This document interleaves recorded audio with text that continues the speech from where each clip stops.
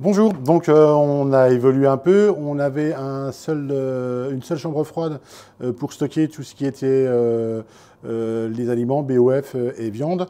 Maintenant on a différencié, cette pièce est passée en congélation, donc on a un congélateur maintenant, bien distinct.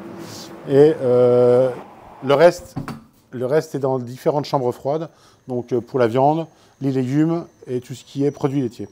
La cuisine de l'EHPAD Notre-Dame-du-Blauberg de Sarreguemines a totalement changé d'aspect.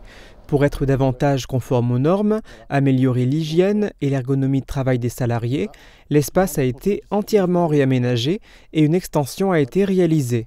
De nouveaux équipements ont également été achetés. On a une cellule de refroidissement rapide, un four 20 niveaux, un value cooking, une plaque de cuisson, une nouvelle friteuse et une marmite qui nous servent à faire tous les potages qui sont faits maison. Tout ce nouveau matériel nous sert déjà à gagner du temps et à pouvoir avancer un peu plus vite dans les préparations que l'on fait, qu'on fabrique.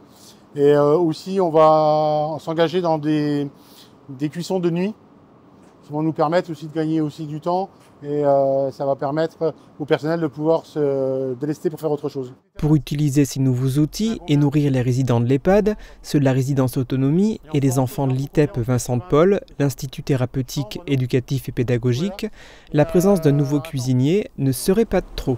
J'ouvre la porte, on recherche un cuisinier en CDI à temps plein, donc voilà, dans une cuisine neuve.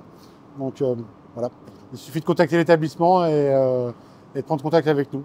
D'autant que l'établissement voit grand et souhaite construire à proximité de l'EHPAD un nouvel ITEP et un PASA, un pôle d'activité et de soins adaptés. L'ensemble du projet, incluant la réfection de la cuisine, coûtera au final près de 6 millions d'euros. Les travaux, on l'espère, débuteront le plus rapidement possible parce que nous sommes très impatients d'accueillir nos collègues de l'ITEP aussi sur notre secteur. Logiquement, ces travaux devraient débuter début d'année prochaine. Dans le cadre de ce projet, plusieurs étapes ont déjà été effectuées, y compris le lancement des appels d'offres.